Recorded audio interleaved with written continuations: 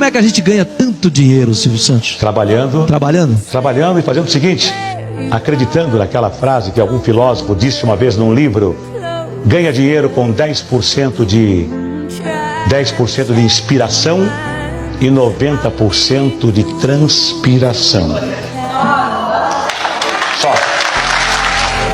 Se você fizer aquilo que a sua intuição manda e usar bom senso, deixando de lado a vaidade, você tem todas as possibilidades de conseguir o seu objetivo. Não tenha dúvida. Só não consegue o objetivo quem sonha demasiado. Só não consegue o objetivo quem pretende dar o passo maior do que a perna. Só não consegue o objetivo quem acredita que as coisas são fáceis. Todas as coisas são difíceis. Todas as coisas têm que ser lutadas.